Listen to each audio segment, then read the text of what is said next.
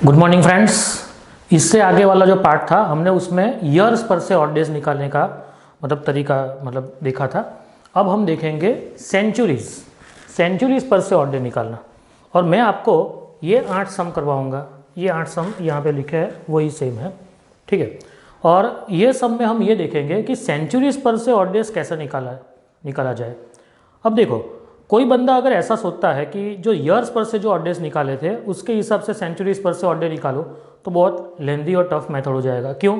क्योंकि 1900 ईयर्स के 1900 odd days, और फिर 1 से लेके 1900 मतलब टोटल 1900 ईयर्स में लीप ईयर कितने हैं उनके ऑड डेज ऐड करो और फिर 7 से डिवाइड करो। वो तो बहुत लेंदी मेथड हो जाएगा। इससे अच्छा मेथड ये रहेगा, ये वाला। The number of odd days for any century is equal to 5। अब यहाँ पे हमने डिस्कस किया था कि समझो 1 से लेके 100 तक की सेंचुरी है तो उसके ऑड डेज कितने गिने जाएंगे? 5। अब 101 से लेके 200 तक की सेंचुरी है तो वो भी 5 मतलब होंगे ऑड डेज, क्योंकि 100 ईयर्स है। 201 से लेके 300 ईयर्स, ये भी 100 ईयर्स है तो 5 ऑड डेज होंगे।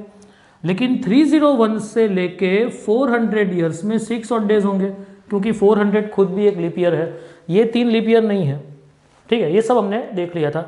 हमने ये जब सेंटेंस लिखा था तब हम सोच रहे थे कि यह 5 आएगा या 6 आएगा या दोनों आएंगे, लेकिन ऐसा नहीं है। हमारा जो कैलकुलेशन होगा उसमें ये होगा कि समझो ये 1900 ईयर्स है तो टोटल सेंचुरी कितनी हुई, तो ये टोटल सेंचुरी हुई 19, ठीक है।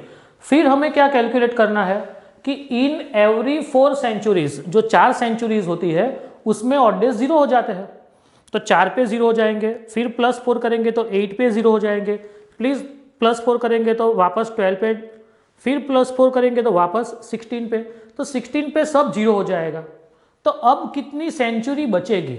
देखो अब कितनी सेंचुरी बचेगी, तो यहाँ पे 16 पे सब 0 हो जाएगा, तो यहाँ पे 3 सेंचुरीज बचेगी।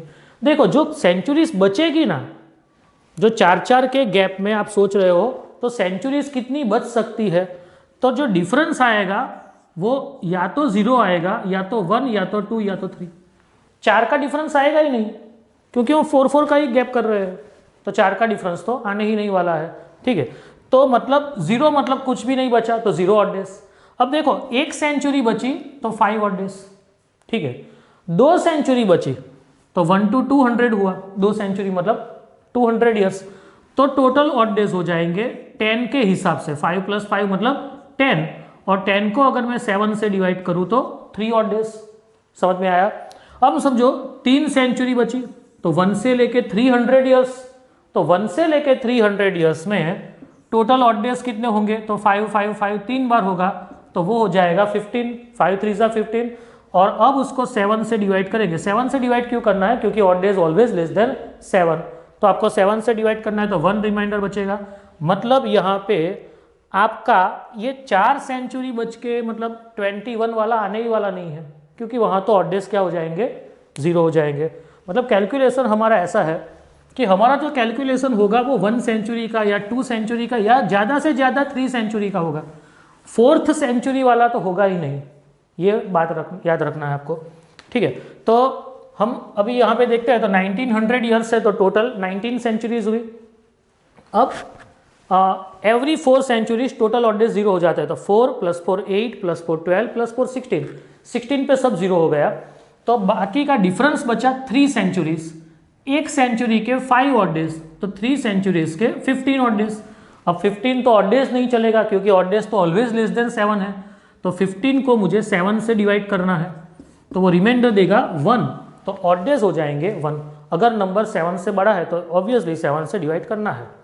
अब 2900 ईयर्स, तो वो हुई 29 सेंचुरीज, टोटल 29 सेंचुरीज हुई।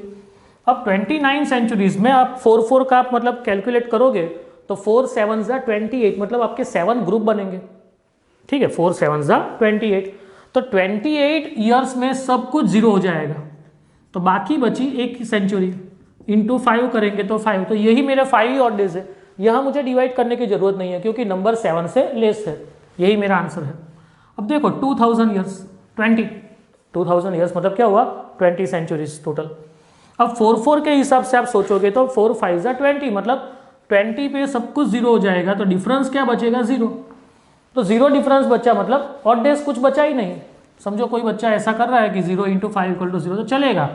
क्यों? क्योंकि उसका कैलकुलेशन सेम रहेगा सेंचुरी के हिसाब से, बाकी उसका आंसर वैसे भी यही जीरो था।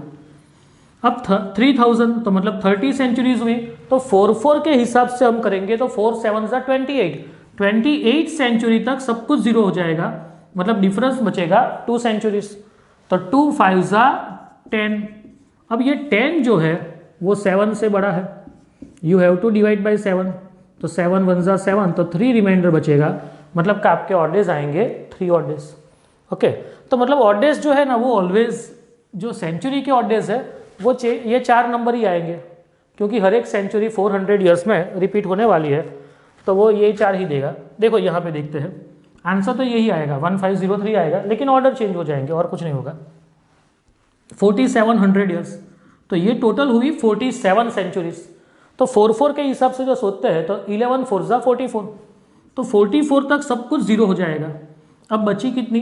3 सेंचुरीज डिफरेंस, इंटू 5 करते हैं तो आएगा 15, और 15 का मतलब है 1, 7 से डिवाइड करेंगे तो ये 57 सेंचुरीज होगी टोटल, 5700 ईयर्स मतलब, ठीक है। तो 57 सेंचुरीज में 4 के हिसाब से 14 4 जा 56, तो ये 56, तो मतलब डिफरेंस बचेगा 1, 1 × 5 मतलब 5। समझ में आया? 5 ऑड डेज आएंगे। अब यहाँ पे है 6200 ईयर्स, तो 4 के टेबल के हिसाब से अगर हम देखते हैं तो 15 4 जा 60, ये 62 का 60, मतलब डिफरेंस हुआ 2, तो 2 5 जा 10, 10 को अगर मैं 7 से डिवाइड कर रहा हूँ तो मुझे रिमाइंडर देगा 3 ऑड डेज। ये 52 वाला देखते हैं, तो 13 4 जा 52, तो 52 - 52 तो 0 हो जाएगा, 0 हुआ तो 0 × 5 मतलब 0 ऑड डेज। आप देखो तो आंसर तो वही है 1503, तो ये भी 1503, ऑर्डर चेंज है, उससे कोई फर्क नहीं पड़ता है। मैं ये नहीं कहता हूँ कि आप आंसर बाय हार्ट कर दीजिए, आंसर बाय हार्ट नहीं करना है, लेकिन आंसर तो एक ही आएगा, मतलब यही आएंगे 4, 1503। सेंचुरीज की बात जब आप करते हैं ना, तब एक बात समझना है, जब भी आपको ऐसा कहा जाए कि 17th सेंचुरी, तो 17th सेंचुरी का मतलब क्या हुआ? 1700 तक, ठीक है। चालू कहाँ से होगा? 1601 से लेके 1700 तक। समझ में आया? अगर आपको कहा जाए 48th सेंचुरी, 48th सेंचुरी मतलब 4800 तक, मतलब चालू कहाँ से होगा? 4701 से लेके 4800 तक। ये जरूरी है सीखना। अभी ये सेंचुरी कौन सी चल रही है? 21st century. ये क्या कहते हैं हम इसे? 21st century. क्यों 21st सेंचुरी? क्योंकि ये चालू हो गई है 2001 से लेके 2100 तक। समझो आज की जो मतलब साल 2025 है सपोज, है ना, 2020 है, 2019 है, 2022 है, 2035 है, कोई भी साल है, मतलब कोई भी है ईयर, तो वो 2035 भी आएगा तो किस में? 21st सेंचुरी में, क्योंकि वो कहाँ जा रहा है? 2100 तक जा रहा है। ठीक है, कैलकुलेशन ऐसे करते हैं। इसकी बात इसलिए कही है क्योंकि कभी कभी ऐसा भी क्वेश्चन पूछते हैं कि 19th सेंचुरी में टोटल लीप ईयर कितने हैं। तो 19th सेंचुरी मतलब क्या हुआ? 19th सेंचुरी मतलब 1801 से 1900 तक, मतलब 100 साल तो हो गए, ठीक है। और उसमें 1900 लीप ईयर नहीं है, तो सामने टोटल सेंचुरीज मतलब टोटल लीप ईयर आएंगे अपने 24।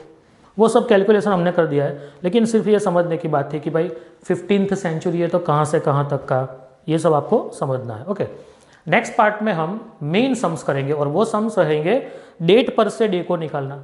हम 2 डेट्स लेंगे, एक लेंगे अपना इंडिपेंडेंस डे 15 अगस्त 1947, उसके दिन मतलब कौन सा डे था वो मतलब पूरा कैलकुलेशन करेंगे। It is totally purely mathematics, ठीक है। और दूसरा हम डे लेंगे मेरी खुद की बर्थ डेट 12 जनवरी 1977। ये दोनों को हम डिस्कस करेंगे। Okay, thank you.